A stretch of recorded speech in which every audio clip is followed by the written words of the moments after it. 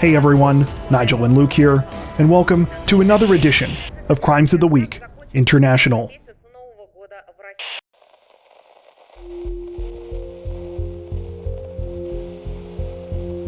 Officials in France say that they've launched multiple investigations this week after a 20-year-old inmate pulled off a brazen prison break, one that sounds like something straight out of a movie. According to reports, the escape happened back on Friday, July 11th, at Corbas prison, a facility near the city of Lyon in southeast France.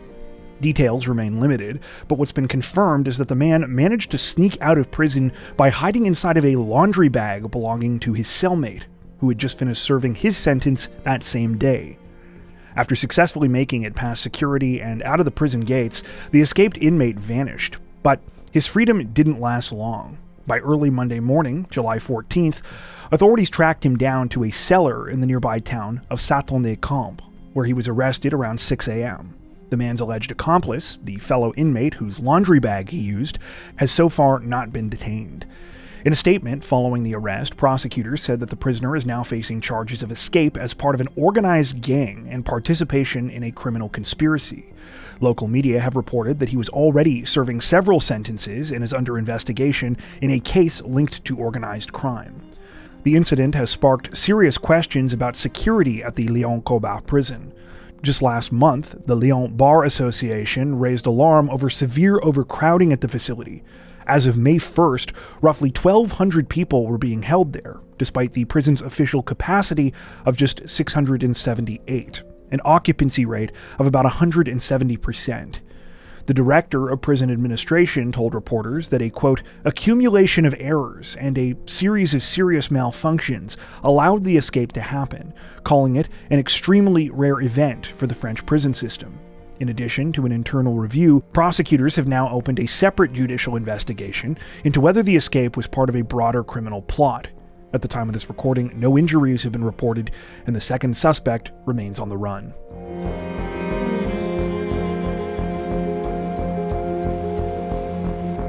Police in the Australian state of New South Wales say that a man is successfully in custody this week, following a terrifying and violent rampage that included an axe attack, a carjacking, and a dangerous high-speed chase that spanned more than 30 miles along the country's south coast. According to authorities, the incident began at around 1 p.m. on Saturday, July 12th, when officers were called to the suburb of Gurugram in the town of Nowra, with reports of a man armed with an axe and a hammer. When police arrived, the suspect, later identified as 25-year-old Caleb Flentjar, allegedly threw the axe at a police car on Rayleigh Drive. Police say Flentjar then picked the axe back up and ran to a nearby house on Illawarra Circuit, where he attacked a 66-year-old woman as she sat inside her parked Ford Mustang. The woman was hit multiple times before being forced out of the car. That's when Flentjar allegedly jumped behind the wheel and ran over the female victim with her own vehicle, leaving her with serious injuries to her legs and torso as he fled the scene. About an hour later, police spotted the stolen Mustang on the Princes Highway. When they attempted to stop it, the suspect allegedly sped off again, reaching speeds of up to 110 miles per hour in a 50 zone. The chase continued through several towns, with Flentjar allegedly driving dangerously the entire time. During the pursuit, police say the 25-year-old swerved the car towards an officer who was deploying road spikes, narrowly missing him. The pursuit finally ended in the suburb of Kiama Downs when the Mustang crashed into a utility vehicle. Flentjar then allegedly tried to run, but was tackled and held by members of the public until police arrived. An axe and hammer were seized at the scene. On Sunday, July 13th, after being released from the hospital, Flentjar was taken to Wollongong Police Station, where he was charged with 11 offenses, including aggravated carjacking while armed, failing to stop after causing grievous bodily harm, dangerous driving, and carrying a knife in public. He was also charged with 3 outstanding offenses related to domestic violence, assault, and property damage. Flentjar was refused bail and currently remains in custody. Police say that their investigation into the incident remains ongoing. Thankfully, despite suffering serious injuries, the female carjacking victim appears to be recovering. She was taken to Shoalhaven Memorial Hospital following the incident and is said to be in stable condition.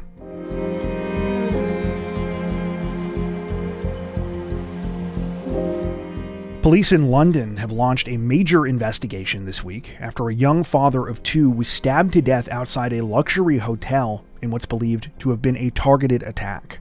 The incident happened shortly before 9:30 p.m. on Wednesday, July 9th, on Seville Street, near the five-star Park Tower Hotel and Casino in London's upscale Knightsbridge area. According to reports, 24-year-old Blue Stevens had been on a romantic dinner date with his girlfriend, Eve Hale, when he was ambushed. His attacker brutally stabbed him in the chest before quickly riding off on a bicycle. Despite the best efforts of emergency responders, Blue died at the scene, collapsing right in front of Eve, who was screaming for help. In the days that followed, police moved quickly. On Saturday, July 12th, two men in their 20s were arrested at an address in West London. One was held on suspicion of conspiracy to murder and remains in custody, while the other, arrested on suspicion of murder, has since been bailed pending further investigation. A third man was arrested on Monday, July 14th on suspicion of assisting an offender and is also still in police custody. Following these arrests, detectives searched two properties in West London's Chiswick area, where they say they recovered significant evidence. Detective Chief Superintendent Christina Jessa described the arrests as a, quote, significant milestone in what she called a complex and unfolding investigation. Initially, police suspected that the crime was a robbery gone wrong, and that the culprit was after Blue's expensive Rolex watch. However, it's now believed that Blue may have been deliberately targeted. Specifically, investigators say that when they reviewed CCTV footage from the scene, no evidence of a robbery was found. Police are now asking any witnesses or members of the public who might have additional information to please come forward. In the meantime, tributes have poured in for Blue Stevens, who was a father of two and the grandson of heavyweight boxer Les Stevens, who represented England in the 1970 Commonwealth Games. Friends and family have left flowers, cards, and candles at the scene. One note, reportedly from his partner, reads, quote, "We are absolutely devastated without you. You took a piece of my heart with you." At the time of this recording, the investigation remains open, and police say they're still keeping an open mind as they work to establish the exact motive behind the killing.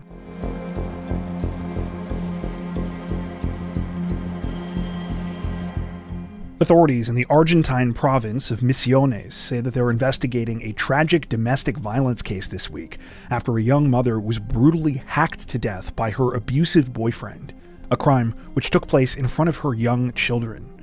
The awful incident unfolded on the evening of July 13th in the town of San Jose. According to reports, 28-year-old Claudia Soledad Batista was trying to have a quiet Sunday evening at home with her kids, but at some point, things took a chilling turn.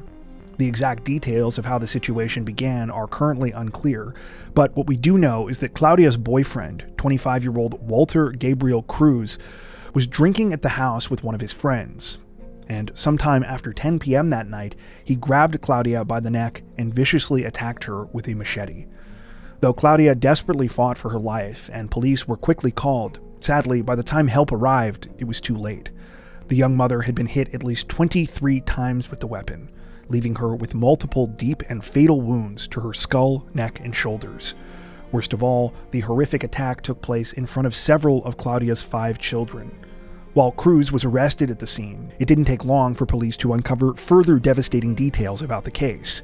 According to Claudia's loved ones, she had been suffering abuse at her boyfriend's hands for years.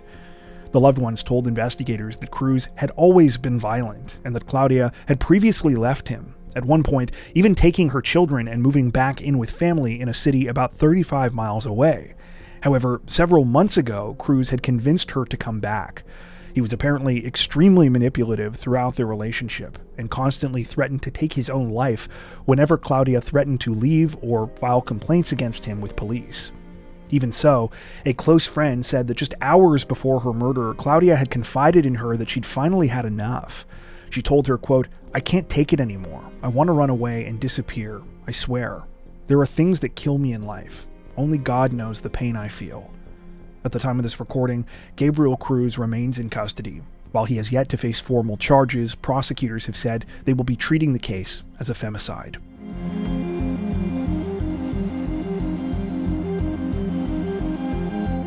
Police in the Indian city of Gurugram are investigating a shocking case this week after a talented 25-year-old tennis player was allegedly murdered by her own father inside their family home.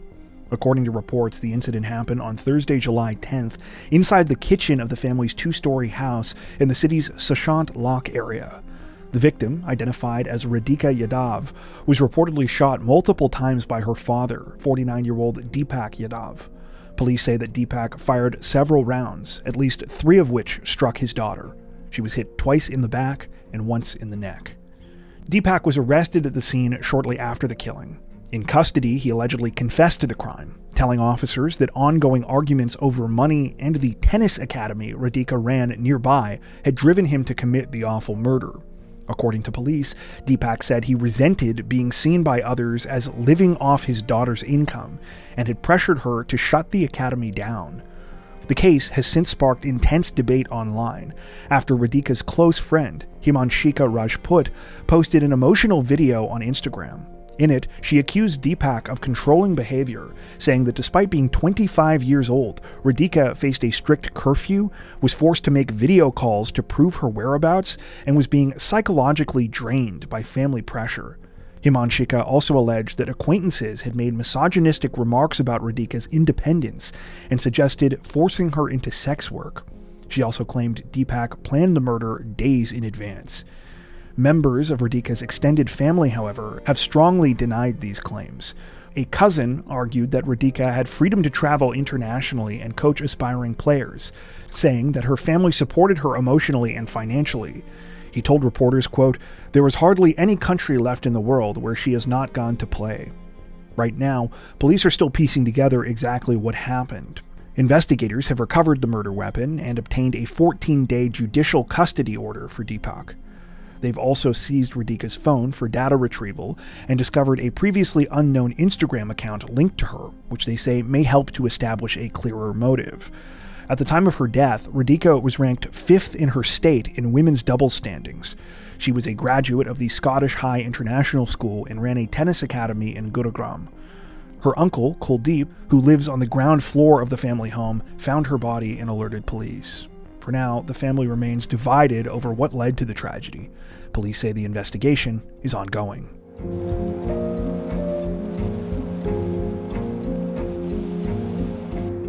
Authorities in South Korea's North Gyeongsang province say that a mother and a teacher are in hot water this week after they were recently caught breaking into a high school in the middle of the night as part of an academic cheating scheme to steal final exam papers.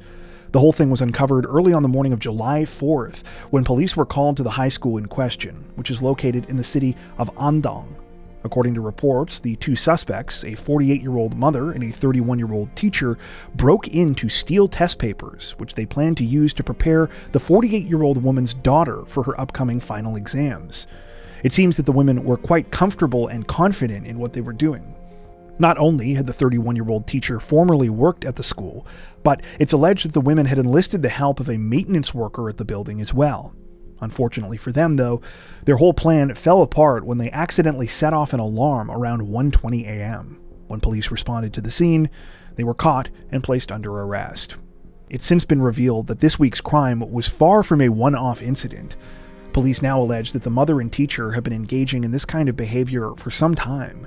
They say that they have found evidence of financial transactions between them and suspect that this was part of an ongoing theft and bribery scheme. The school also confirmed that while the 31-year-old suspect now teaches at a completely different institution, she entered her prior workplace at least 7 times following her resignation in February of 2024.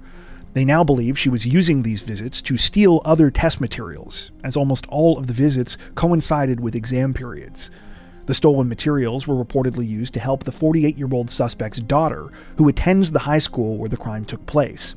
She was allegedly given the test and exams ahead of time, allowing her to maintain top grades in her class throughout high school. She was also tutored by the 31-year-old suspect, which is illegal in and of itself. According to local media, it's against the law in South Korea for currently employed teachers to give paid extracurricular instruction. As you might imagine, the whole thing has caused quite a bit of outrage amongst other parents and students in the country, who say that more needs to be done to prevent this kind of thing from happening. But with South Korea having one of the most hyper-competitive education systems in the world, scandals like this are far from rare. Just this past June, police announced that they were investigating another cheating scheme after the answers to a nationwide English exam were leaked in an online chat room. And in February, nearly 250 people were arrested, including a number of teachers, after mock questions for one of the country's most high-profile exams were found being sold to private prep academies. As for those involved in this week's incident, the 48-year-old mother now faces charges including trespassing and interfering with school operations, while the 31-year-old teacher has been accused of facilitating theft and allowing unlawful entry. The 48-year-old suspect's daughter, meanwhile, has been recommended by her school for expulsion, and all of her past exam results have been nullified.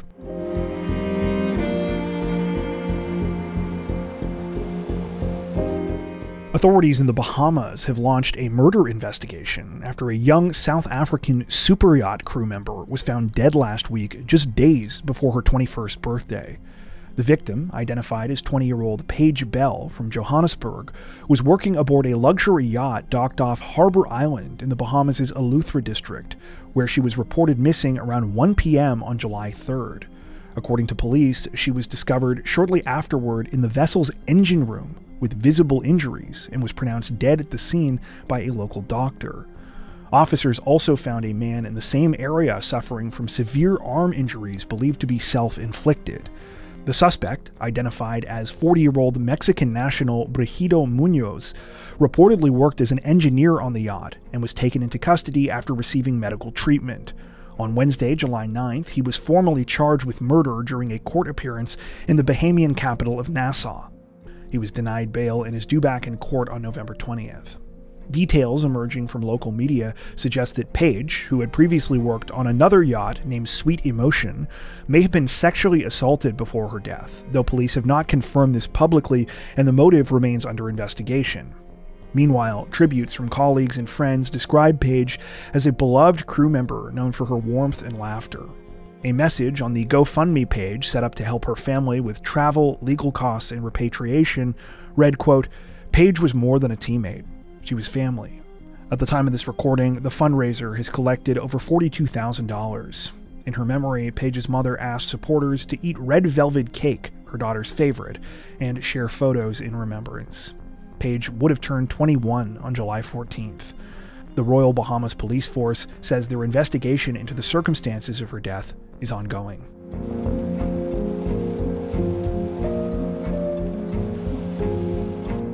A court in the Vietnamese capital of Hanoi has handed down the death penalty to a man this week after he admitted to murdering his entire family in what prosecutors described as an extremely cruel and inhumane crime.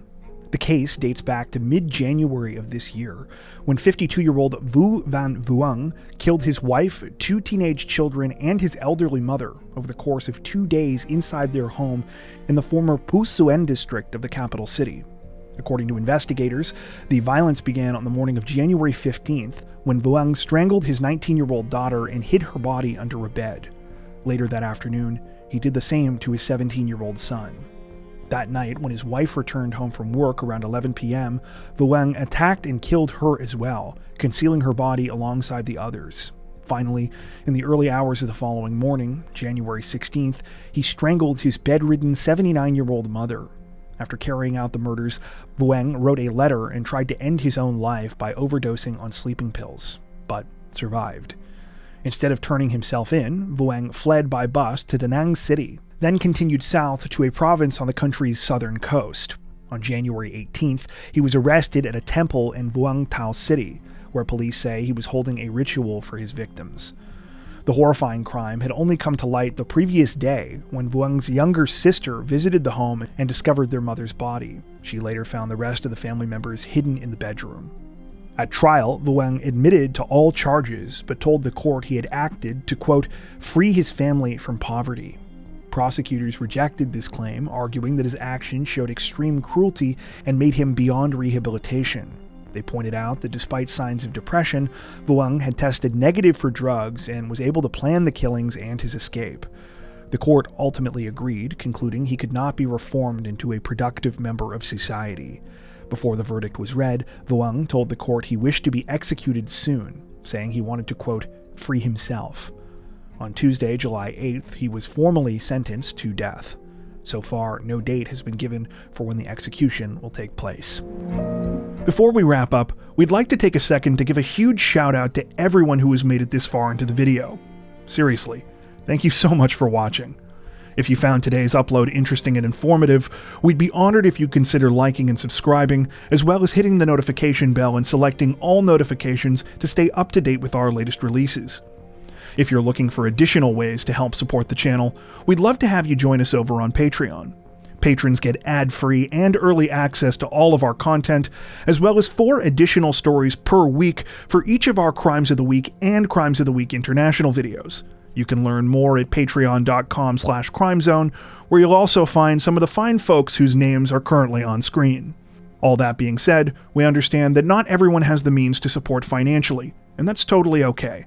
We appreciate every like, sub, share, and comment that you send our way. Once again, thanks so much everyone, and take care.